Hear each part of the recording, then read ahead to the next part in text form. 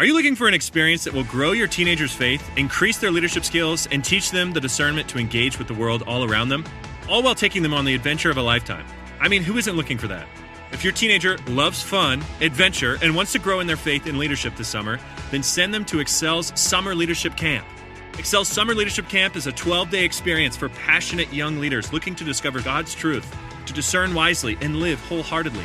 Your teenager will embark on a transformative journey in the Blue Ridge Mountains, where they'll build lasting friendships in the context of community, embark on thrilling adventures like camping, rock climbing, whitewater rafting, and they will receive expert training and certifications in categories like CPR and wilderness first aid. Each aspect of the camp is woven together to help them learn to discover truth, to discern wisely, and take godly action in the context of real-life situations. To learn more or begin an application, go to theexcelcamp.org. That's theexcelcamp.org. Hurry, because summer is just around the corner. So one of the things we kind of had to work through early on was like that weird Christian guilt about when you're discerning God's call in your life.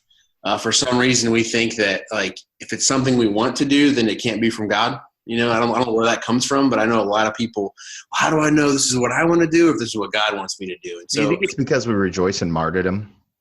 Yeah. And I think a lot of it just comes from these weird misconceptions we have, you know, that like God's this cosmic party pooper.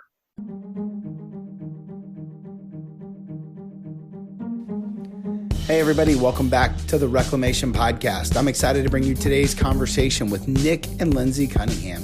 You might remember Lindsey, she was on episode 4 of the podcast, Confessions of a Pastor's Wife. In today's conversation, she brings her husband, the pastor, with her, and we talk about the new venture that they're starting called Emmaus Church. Emmaus Church is a new church plant in South Carolina, and it's really focusing on this idea of new practices. Nick and Lindsey have been dreaming and praying about this vision for so many years. In our conversation, we talk about what it means to be obedient to God's call in your life, how to operate in faith and not in fear, and how to know when is the right time to move on your vision. I love our conversation. I love their heart. So many wonderful things to pull from this episode. I hope you enjoy this conversation. And if you do enjoy it, the highest compliment you can give is to share this episode with a friend, a family member, maybe somebody that just needs to hear about what God is doing in the world. So without any further ado, here's my conversation with Nick and Lindsey. Hey, everybody. Welcome back to the Reclamation Podcast. I'm excited to be here with our first ever repeat guest. And she brought a friend, Lindsey and Nick Cunningham. How are you guys? Good. Great. Yeah. Lindsey, welcome back to the podcast. For those of you that remember, Lindsey was on episode number 4, and this is episode 24, Wow. Confessions of a Pastor's Wife, which is one of our more downloaded episodes. People love to hear her story, so it's good to have you guys back. Thanks. Yeah. And Nick, you and I go way back, and people heard a little bit of this story in episode number 4. I recommend you go back and check that out. But Nick, why don't you kind of give everybody your background and share the big news about what you guys as a couple are doing now? Yeah. So we've been in ministry for, At least. probably like 12 years. Tony and I were on staff at Ginsburg in Ohio together for about we were there together for 5 years, 6 years. It's like 4. It was also amazing and just, Flew by. flew by. It's hard to keep track of. So we had great experience there. God really stirred in my wife and I's heart to start something new, start something from scratch. And so we moved to South Carolina, served at a local church there for 4 years, kind of relearning the area and connecting with people. And then just this past spring, we stepped out to launch what will be Emmaus Church. Yeah. So Emmaus Church, which is a new church plant. A new church plant. Yes. But, and we're going to get into that. We're going to get into that because I have lots of questions about your practices and I've watched some of your videos, which are excellent, by the way, on your Vimeo channel. And so, but let's start with this. You knew in Ohio that you wanted to plant a church, and you guys you did as a couple, you knew where you wanted to go. I think that there are a lot of people listening right now who are trying to hear God's voice how did you discern that it was God speaking to you that day? And I happen to know the story at the Mellow Mushroom, right? Mm-hmm. Drawn on a napkin, like every great idea ever started. Yeah. Tell us about how you knew it was God and how you knew when to move. Well, my wife and I both have had a natural love for South Carolina, for the area of Columbia where we're at, and it's where I went to school. My wife's from South Carolina, and so the whole time we were in Ohio, I think we kind of felt this like longing, I guess you'd say, this desire to eventually get back there. So one of the things we kind of had to work through early on was like that weird Christian guilt about when you're discerning God's call in your life. For some reason, we think that like if it's something we want to do, then it can't be from God. I don't know where that comes from, but I know a lot of people. How do I know this is what I want to do, or if this is what God wants me to do? And so, do you think it's because we rejoice in martyrdom? Yeah, and I think a lot of this comes from these weird misconceptions we have. That like God's this cosmic party pooper, right? The last thing God wants is for you to have fun. But we had to work through that because at the same time, the opportunities we had at Gingersburg were so great, and we loved it a lot that we knew if we were gonna step away from that, it had to be for like big reasons, And a lot of that came from just observations about the state that we loved a lot. That just was really it's a state that's just racked with disparity. I mean, in about every layer of society down here, there's just massive disparity. And but let's back up. You had a moment in the living room one morning while we were praying through this and our next steps, and God gave you this phrase, and that was kind of the turning point for us, where we knew, okay, it's time to go. Yeah. Do you remember what it was? Oh yeah. I mean, because we were working through this whole like, what things here are awesome, but you feel pulled down there, and so this just kind of clarity popped in my head. I think it was God, but it was something along the lines of, I don't feel called to stay, but I'm really afraid to leave. I feel called to go, but I'm afraid to fail. When that kind of like that coin dropped in the pocket, or whatever, we knew we got to go. Now, do you guys, quick question, practical, do you guys pray together like that in the morning? Was this like corporate marriage prayer? No, we don't. We've never been the couples devotional type people. Karen and I pray at night together, but and we pray over each other at night, but we can't get anything going in the morning, which is my favorite time to pray.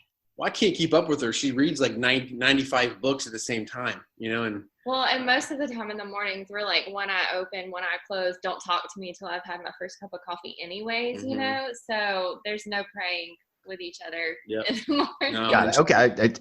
As you described it, I had this like moment of like this incredible couple like on their knees as the sun came in the living room, and it was this moment of God's voice. But no, it wasn't. Okay, good. Well, you only speak in grunts in the morning. It's like that's it. That's all you get. That's fantastic. Yeah, that was I think God gave us this vision for something that could happen in South Carolina that we got really excited about, but then the tension of leaving this community that we also loved a whole bunch in Ohio, that was when that popped in my head. I knew like fear is never a reason to stay where you're at, and fear is never a reason to not do something else. And so we knew like, all right, this is what we got to do. We got to go. And so we did. And spent 4 years at a local church down here that I had some relationship with, and the 4 years were good. We learned a lot. Had a chance to like kind of reestablish ourselves in the area and really prayerfully discern what part of Columbia that we felt like would be the best place to start something new. And all of that kind of resolved a little over a year ago. And then it was like May, we stepped away from the local church here and started getting things going with Emmaus. That brings up a really interesting question for me about security, because there are lots of ways to plan a church. There are parachute drops, which is when somebody you just kind of go into the neighborhood that you're going into. Yeah. There's being sent by a bigger church. There's all these things. You guys have completely separated, even from the denomination that you were a part of. Yeah. And there's a lot of reasons for that, which aren't nearly as important as this question, which is, Lindsey, how did you feel about leaving that blanket of security for this huge monster? Because we got to know you a little bit in the last episode, right? You value security, and you're a 1 on the Enneagram. And so like all of these feelings as you think, okay, we're going to leave everything that you know in stable and structure for this new kind of Morpheus church. Yeah. Originally it was really hard for me. I think I was praying through Jesus, let us stay within the denomination, just because there was security, financially, and accountability if we stayed within the denomination.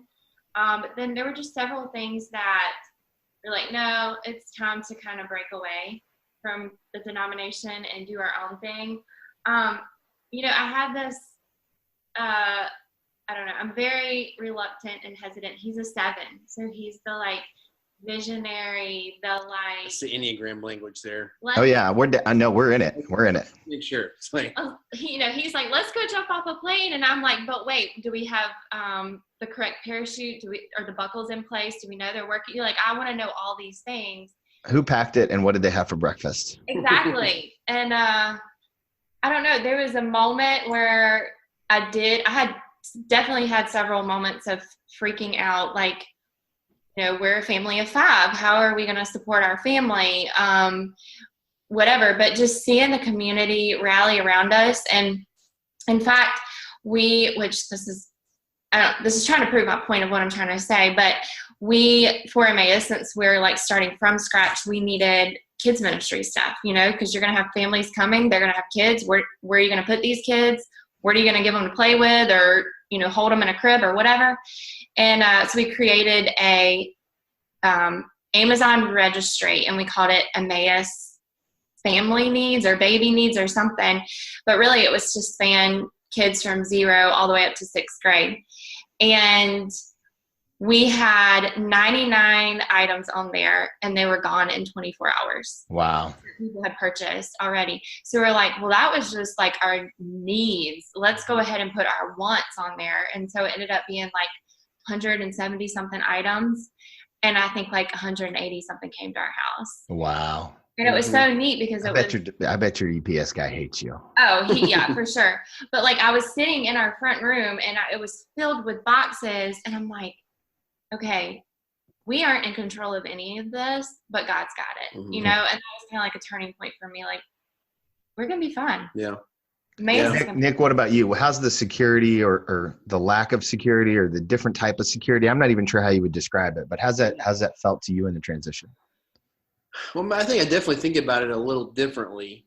We're so good for each other. Like I always said, if I wasn't married to Lindsey, I'd be sleeping under a bridge right now talking to myself. Like she's helped to keep me grounded. But I think it got to the point of where it was like, you know what, even if this fails, like we need to do it. We have to do it. We got to try. And a lot of that came from this fear that I was going to, if I kept like listening to all the reasons why we shouldn't do it, like I was going to eventually be 65 years old looking back going, why didn't you ever try?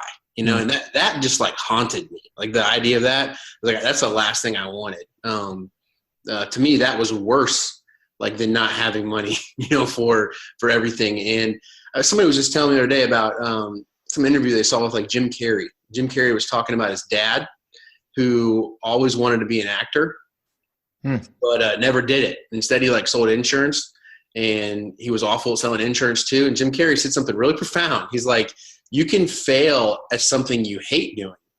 So you might as well, like, if you're going to fail, might as well fail doing something you love, like giving it a shot anyway. And I was like, that was really, really profound. And so that's kind of where it got to. Like all the excuses that we had for not doing it just stopped working, and they weren't enough. And so we still don't know how we're going to make it, tell you the truth. I think that's a good question for most of our audience. We don't even know the answer. How do church planners who are going completely solo make a paycheck? I think first of all, you better commit to living really simply. Yeah.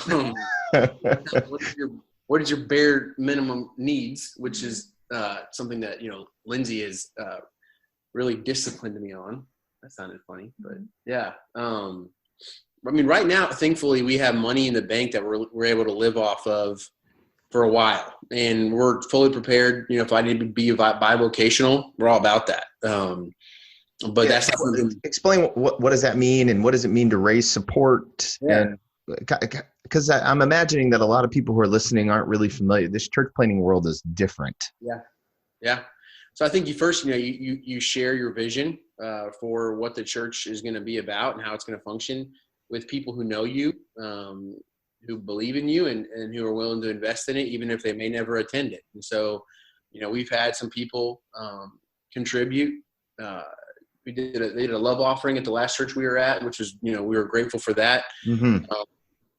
And then, we had this little window of time. And so we just started having these informational gatherings in our home for people who are interested. And I think we did like 10 of them or something. At least. And we invited those people already to begin contributing to the church, investing in it financially. And people have been, which has been really cool. And so the nice thing is everybody involved is volunteer right now. So nobody's getting paid anything. We're just able to collect money that after the first of the year may need to begin tapping into that for various reasons. But right now it's like we're just trying to build that up as much as we can and continue to kind of gather that core group of folks. In the American culture, one of the things that's really hard is asking for help. How has asking for help from so many people changed the way you see God? Yeah. The first thing I thought of was it's like Lindsey used to always give me a hard time about I'm not good at promoting, self-promotion. I wrote 2 books and I never talked about them, and it always bothered her. She's like, why are you going to write a book and never talk about it? And you're right. There is this weird American pride, I think sometimes. And even when you're talking to people about a book, you almost feel like, hey, do me a favor and read my book. Right. I haven't felt an ounce of that when it comes to Emmaus. I believe in this. I believe that it's needed. This type of community is so needed that's just gone. That weird kind of embarrassment, I guess, just isn't there, and I haven't felt it. But you're right, though. I think, we live in a culture that's, we love independence.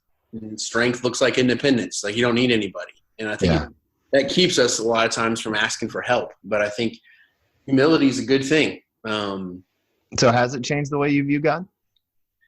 I think I've always had this view of God. I think for me, it's more about my own insecurities. I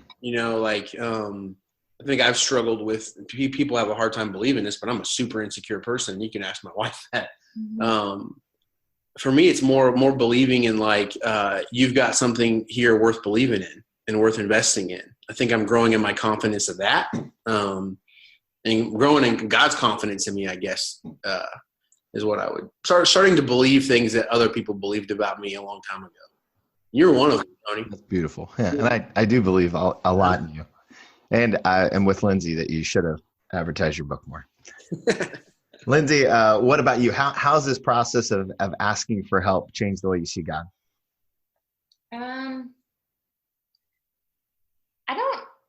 I don't know that it's really, I don't know. That's a good question because I haven't really thought on it that much, but I don't know that it's changed it in any way. I've just always been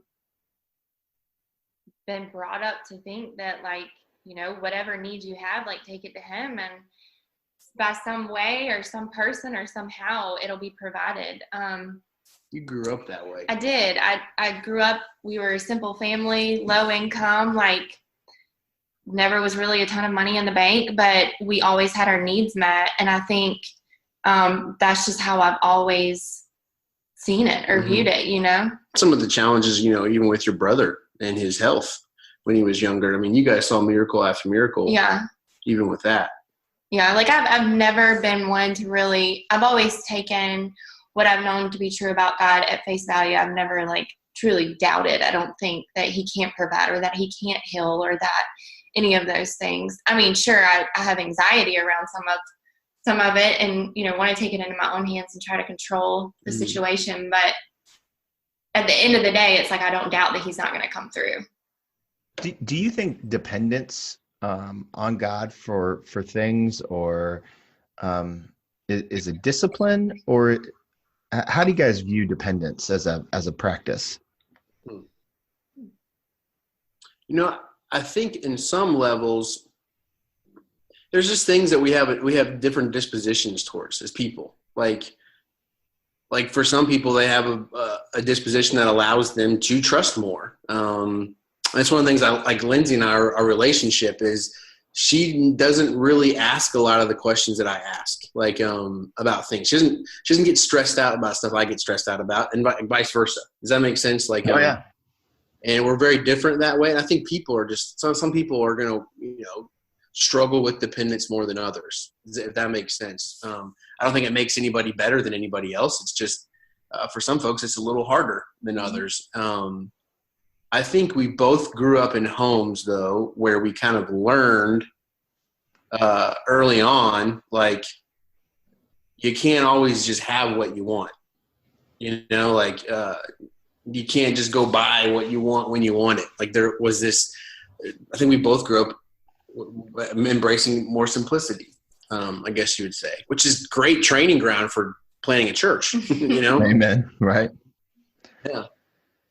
One of the interesting things that I keep hearing from your guys' conversation over and over again is the need for a church like this. So allow me to be the cynical Christian for just a moment, and say that, especially south of the Mason-Dixon line, you can't turn a corner without hitting a church. Mm-hmm. And so what makes the need for Emmaus so real compared to all of the other churches out there? This episode is brought to you by Peacock. The new Peacock original documentary, Matthew Perry, A Hollywood Tragedy, dives deep into the beloved actor's rise to fame and his tragic death. 5 people, including Perry's personal assistant, 2 medical doctors, and an alleged Hollywood drug dealer known as the Ketamine Queen, were charged with conspiracy to illegally provide Perry with the ketamine. Explore the details of the case in this heartbreaking special, streaming now only on Peacock. You don't want to go first? No, that's you. That's your tagline. Oh. Well, it's funny, but I have Lindsey in the back of my head because, Tony, I mean, you know her. Like, talking to her about playing in church for the longest time, she just major eye roll. Just like, oh gosh, so we're gonna go find a movie theater and we're gonna, have our music and our lights and just try to be cooler than everybody else. And she just couldn't buy into that, And honestly, I couldn't either. Like, there was the same similar feeling of like, does the world really need another church? And then sometimes just that attitude that church planners can have, of like, all these other churches are they're so backwards and messed up, but we got the secret sauce, right. And then the way sometimes they roll into communities is like, this community is so broken and messed up and we're here to fix it. And we both felt this resistance to that the whole time. I think some of this, maybe it's selfish, but has been like birthed out of this desire to kind of have a sort of church where honestly, where I felt comfortable. Tell me more about that. I'm a natural skeptic. And I told you that's one of the ways Lindsey and I are so different. I can't help it. I doubt things all. Like, my initial response to anything is to doubt it. And which is an interesting condition, I guess, when you're a pastor. And I've had lots of questions about things, whether it's the Bible, God, whatever. And I've been in some places, where there's more room for that stuff than others. But for the most part, I've interacted with all these people who have an openness to God and faith, but who feel like that the last thing they're allowed to do is ask questions. And even right now, the environment in a lot of churches, there's like this fervor about certainty, like, you got to be certain, whatever it is, you got to be certain about it. And I think there's a lot of us who are just looking for a little more room to breathe than that. And so that's really kind of like one of the big part of the heart and soul of this church is we want to create a place where it's normal to ask questions, where there's room to breathe. Rachel Held Evans has a line in her book, Searching for Sunday, that just nailed it. She asked the question, imagine if a church was a place where everybody felt safe, but nobody was comfortable. And that like scratches the itch for us big time. So especially in the South, people, and we did the same thing coming down here. You have a lot of assumptions about what Southerners are like, and you get down here and it's a bunch of people trying to fit into communities that they all feel like they're actually outsiders on, because they've got questions. They think they're the only ones asking them. And then you got a lot of people who dismiss themselves from the church because they have a hard time believing God made the world in 1 week. Sure.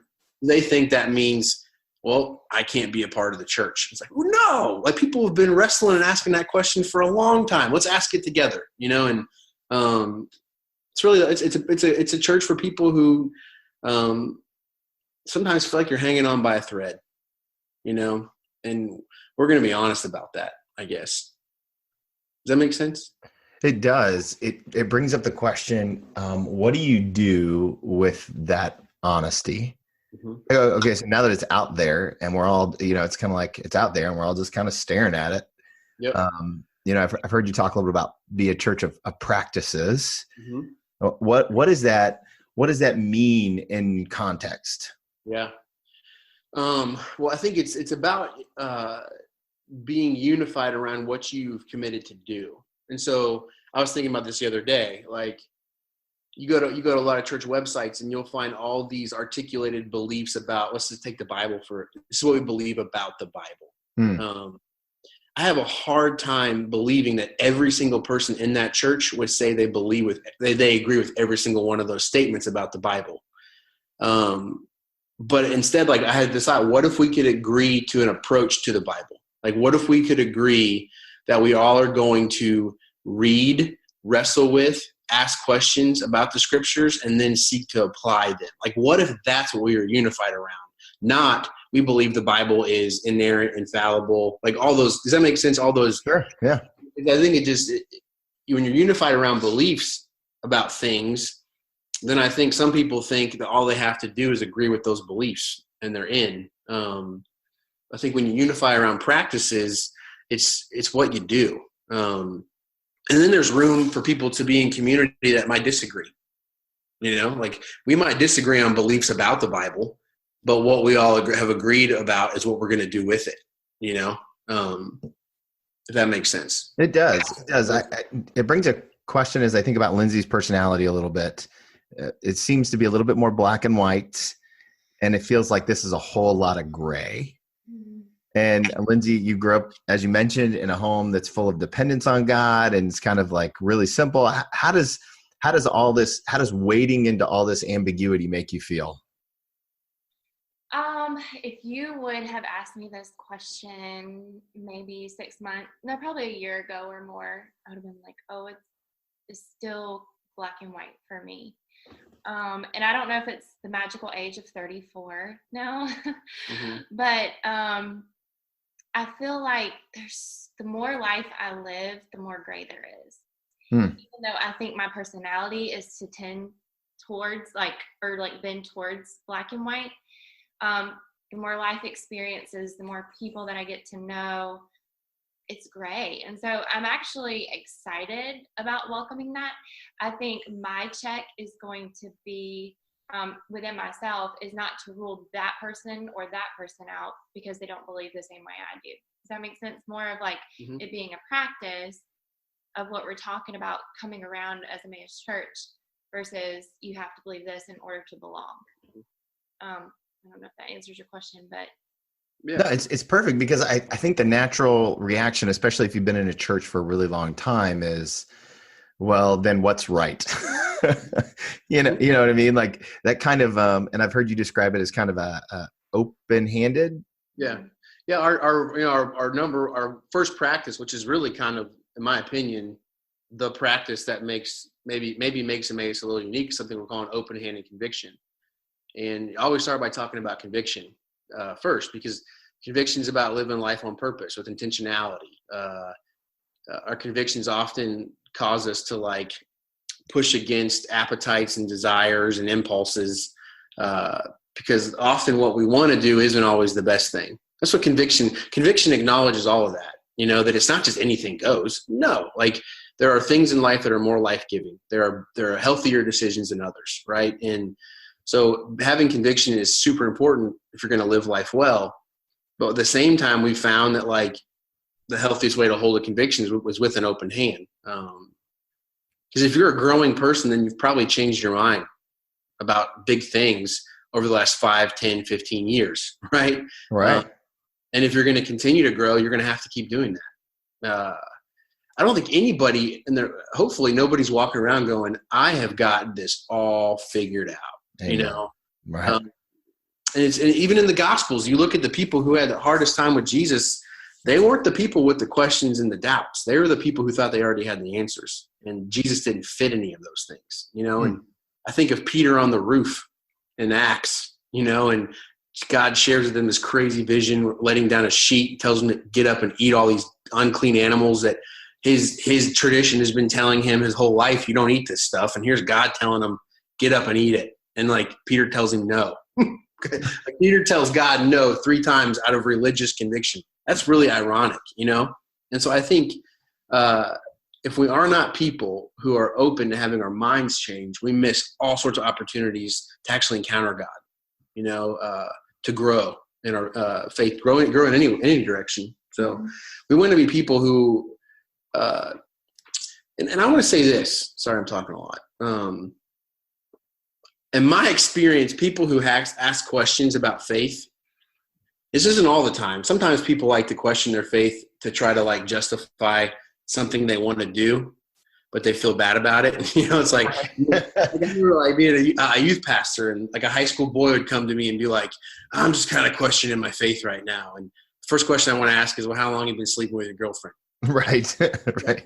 You're not questioning your faith. You just don't want to feel bad about that. That's one category. But in my experience, most people who have what you might call a crisis of faith, or even what I often feel like where I'm questioning some things, it's not coming from this desire to get away from conviction.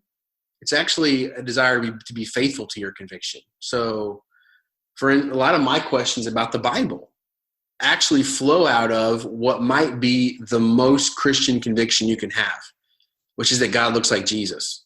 Right? I mean, isn't that the belief? Yeah.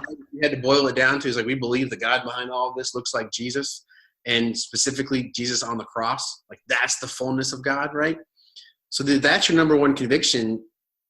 There are some things that all of a sudden become troubling for me, particularly in the Bible. You read through the book of Joshua, and it's God's telling them to kill everybody. And you're like, sure. Wait a minute. Jesus on the cross, is that telling God to forgive everybody? The people that are crucifying him, he's asking God to forgive them. How do you reconcile that with God and Joshua telling them to kill everybody? So people who start asking questions about the Bible, they're not asking questions to dismiss it. They're asking questions because my core conviction, it's hard to stay faithful to that when this is there too. Does that make sense? It does. It does. How do you guys envision Emmaus putting this into practice? Because are you talking traditional Sunday morning, or is this going to be more like a Q&A Sunday morning? Yeah, I think dialogue has to play a huge part. If an open-handed conviction, dialogue is the practice, because I think it gives us a chance to hear from other people, and give a chance for people to share their perspectives. And so are you still going to preach? Yeah, I think we're kind of toying with some things right now with this Bible study that we have going on. We're just kind of tinkering with stuff. And what I've realized is and I know you have some interesting opinions on this. It'd be fun to talk about. I think there's still a need for a word. Someone's got to give a word to stir some things up, to kind of move some people. But then, there's conversation and dialogue, and testimony. Testimony is one of those things. Think about what's changed your mind the most on some big stuff. It's probably getting to know somebody else, and hearing their story, and how maybe you always thought it was like this, but then you met this person and you heard their story and you saw their experience. You're like, wait, maybe it's not like this. Maybe it is a little different. And so I think dialogue and witness and testimony is crucial for this practice, And so I think our worship services will somehow involve that, where there is interaction from the congregation. There's a chance for there to be conversation, but then you even look for opportunities to turn the sermon into, maybe it's like an interview, like a podcast style. You bring people on stage and you talk about it, if that makes sense. Oh, it makes a lot of sense. And I think that there's a ton of value in and wrestling with all of that. I see more and more the idea of dinner church or some sort of dialogue, or, I mean, obviously, you know how passionate I am about disciple making. What does that look like in a Sunday morning kind of experience? Mm-hmm. Lindsey, heading into this next season, what's your role in all this? You're the first lady of a church now. Congratulations. So what are you doing? What's it look like for you? Right now, well, I'm just going to say God has a sense of humor. I have always said, you will never, ever, ever, ever find me in children's ministry. Right. It's not my thing. I love my kids. I love my friends' kids. But at the end of the day, like, I need space because I'm with kids all day, you know? She doesn't like anybody else. If you're listening and your kids are in the kids ministry, I do love them. But, we had a need. We needed volunteers for the kids ministry. And I told Nick, I was like, listen, I will help out in kids ministry for as long as you need me. And as long as it won't be forever. But never, ever, ever question my love for you again. Because I'm about to head in to birth to 2 years old with these kids. Mm-hmm. And I've been there for the past 3 weeks. Yeah. And no kids have been harmed at all. And I had criers the first Sunday. Like, they would not stop crying. I was like, oh my gosh. Well, at the same time, I've seen, I'd say over the last couple of years is about you waking up to your influence, though. Yeah. I mean, she's one of the most reluctant people I've ever met in my life. And it's like she's never considered that she might have influence, and of course those are the kind of people that usually have the most influence, right? I think she's been waking up to that, and realizing she doesn't have to understand it, but for some reason people are drawn to her, and she has a way of being able to speak life into people and develop them. And it's really neat because I think she started to notice that when she looks back on her life, you can see evidence of that, is that there are people you've really poured into. So it's been really cool for me to watch her pastor's heart. She has a pastor's heart. Like, already she's connecting like women in the congregation. She's connecting them to each other, and she's playing a role in that, and she's caring about that, and she's noticing it. So it's been really cool to see that wake up in her too. Well, Lindsey, if it makes you feel any better, our children's ministry person really doesn't like kids either. It's actually why we hired her, because we really believe that the church's job is to disciple parents, not kids. Yes. Amen. For sure. And so I would tell you to lean into your dislike for kids, mm-hmm. so that those parents can learn how to disciple the next generation. I think it's critical. Start a support group or something. Okay, so a year from now, so what's the plan for launching this church? Probably is January. Are you guys? Yeah, well, I mean, I'll just be really transparent. The transition happened way faster than we thought it would. As is often the case. Yeah. So it was like we didn't really have a whole lot of time to plan. We were just really transparent with the church that we were a part of and said, hey, we're ready to start moving in that direction. And then it just kind of happened really fast. And so we've been sort of scrambling. I mean, we started we didn't start until July publicly. Okay. Yeah. August. Mm-hmm. 1st of August. 1st of August, I guess. When we started doing those meetings in the home?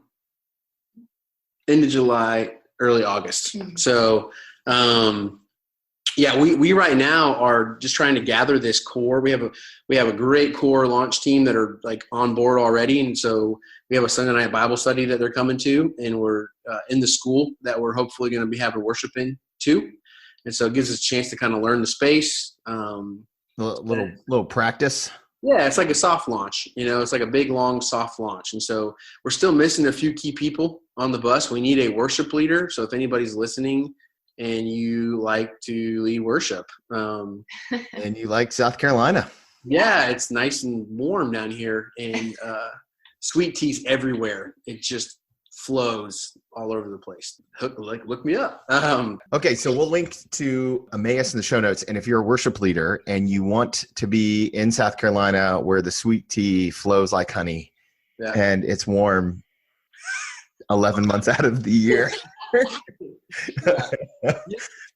we will definitely get you connected to that. So let me ask you this. And how do we know a year from the official launch of Emmaus that it's been a successful launch? Wow. Well, I think I want to speak to that because it's something I've been wrestling with. And Tony, maybe you can understand this too. Like the 10 years that we've been in ministry together, all we've ever known is mega church.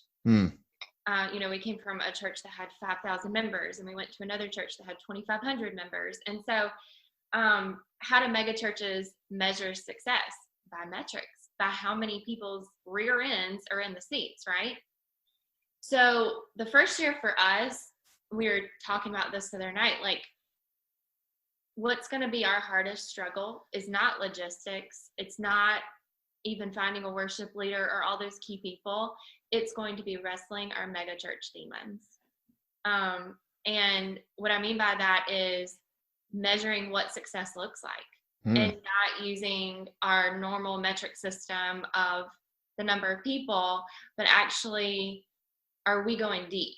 Like, are we allowing these people, whether it's 50 or 100, to come with their questions and their doubts and their skepticism and everything in between, and allowing them to be fully present and to be fully themselves and not trying to box them in, I think success, that's what it's going to look like for us.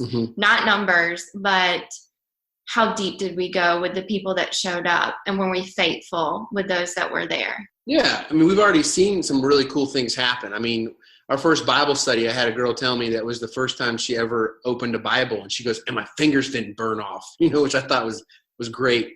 I think I was seeing people really enter into authentic relationships. That's huge. Developing a sense of trust from the community. We're in a community where I think there is a lot of distrust. To be honest, distrust towards white people, and I think distrust towards the church. And so if we can somehow develop just a better relationship with the community and the school, that would be a huge success. Yeah. I'd love for us to be sustainable in a year where, we don't want to be worried about numbers, but I'd like to have enough people where we could support a small staff, and then that would be great, where we're able to hire a few folks. So it could all be game changers, right? I know it took us 5 years before we stopped counting attendance as a metrics of success. Yeah, you have to. Yeah, and the reality is we weren't able to create the culture from scratch, so we were kind of turning a ship. Yeah, it's a little different than a church plant, but certainly church planting comes with its own set of stuff. What are you most looking forward to about this next season of ministry, individually and as a couple? I think individually for me, this is something I've just become aware of, so I'm probably not going to say it right, but actually finding my voice, like my voice, when it comes to preaching, communicating, whatever.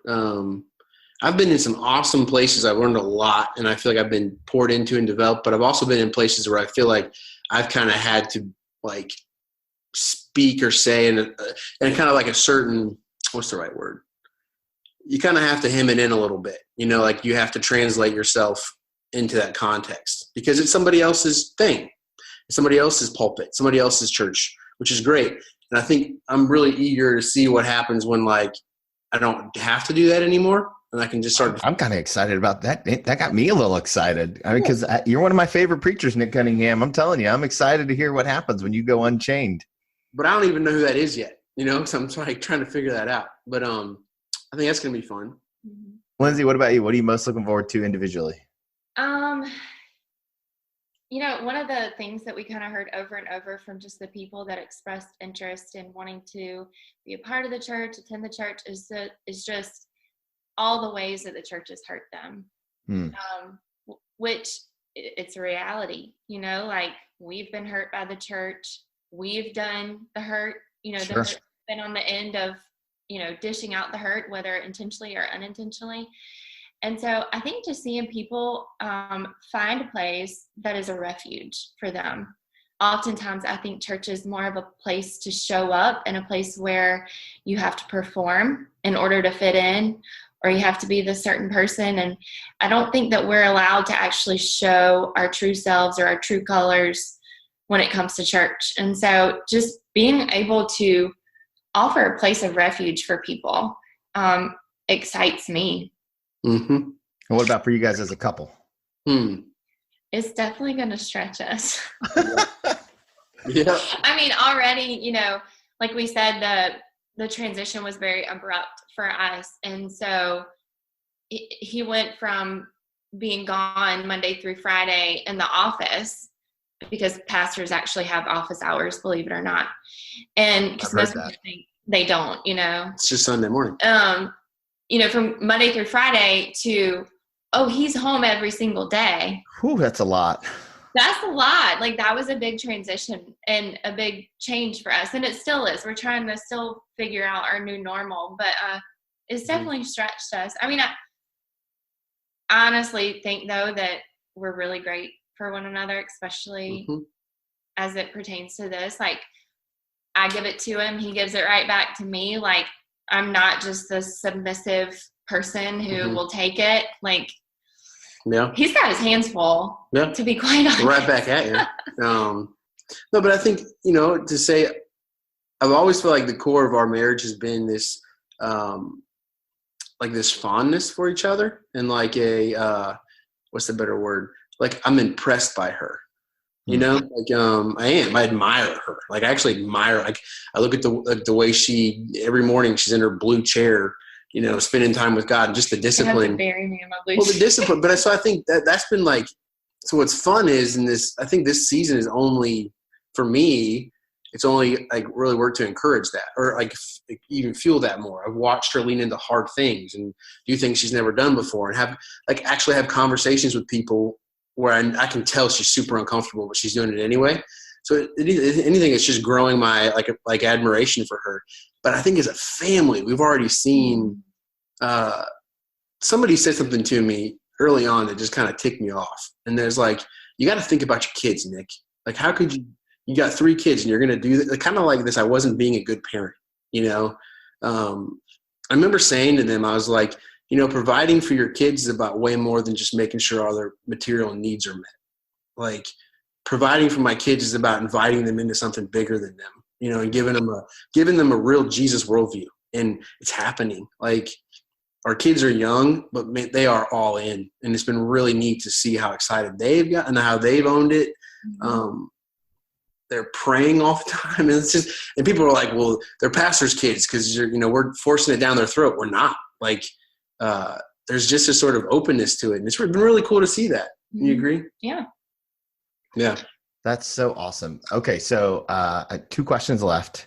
The first one is if somebody wants to follow this journey and support Emmaus, where can they go to find you guys? Where are you guys at on all the interwebs? Yeah, we are on Facebook and Instagram. Our, I guess your handle, is what you call it, your handle. Yes. You're the social media guy, Tony. Emmaus Church _SC. South Carolina. So got it. you can find us there. We're in the process of getting a website off the ground, but we are on Facebook and Instagram right now. There's links to a push pay if you do want to give, and we'd love for you to give, especially if you're loaded. Just kidding, not really, but yeah. So yeah, if God moves you that way, it's a opportunity. A couple things to do with money. Yeah, that'd be the primary way of getting in touch with us is through Instagram or Facebook right now. Are you going to change your Instagram to Confessions of Church Planner's Wife? Nah. Stick with what's working.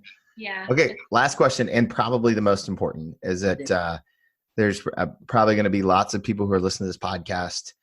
How can they pray for you and for Emmaus? Yeah.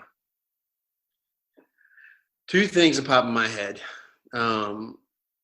The things that give me the most anxiety right now. Number 1 is we are missing a few key players, on the bus. And I feel like God's going to bring those people, to us. And so I just pray for that we do find the right people. And then the other thing is just favor in this community, in the actual community that we're in. I was there this morning at a PTO. We did a book drive, and I was there collecting books and just interacting with parents and stuff. And I just sensed this, like, there is a little bit of a distrust towards the church, and I would love for there to be a good relationship there, just for favor. I think for me, selfishly, just pray for us. Just that, anytime you're going out and doing something that's needed or necessary, you're always going to come up against opposition from the evil one, because he doesn't want you to do these things. So just pray for, one, just protection around our family, and especially around the people who are all in and they want to be a part of this. While we might be used to some of the opposition, this might be new for them, and just that we don't grow weary in doing good, because that's very easy, especially in church planning, because it's a lot of moving parts and a lot of things to think about. And some days you're like, is this even worth it? Yeah, I said it, and so just not growing weary. Mm-hmm. That's beautiful. That's beautiful. I think we can certainly pray for all of those things, and we're rooting for you and we're pulling for you. And I know that so many people here in Ohio and around the United States care deeply for what God's going to do in and through you guys. We love you, Dayton. You guys rock. So thank you so much. And hey, let's do this again. How about that? And we can hear about how awesome, and tell everybody what God's doing out of Mass. Well, I love it. Thanks for having us, Tony. Wasn't that an incredible conversation with Nick and Lindsey? I love the way they tell the story about how they waited and waited for God's timing to be perfect for this dream to come to fruition. I think it's a lesson for all of us. If you could do me a favor and go and tell Nick and Lindsey how much you appreciated hearing them on the Reclamation Podcast. Also, please join me in praying for them and the movement that God is going to do in and through them at Emmaus Church. Follow them on all the social media so you can stay up to date. And from me to you, thank you so much for sharing and being part of this journey. I would love to hear your feedback. You can always send me that feedback over the social media channels, Instagram, Facebook, and on my website at TWMILT, at TWMilt. Until next time, see you guys real soon.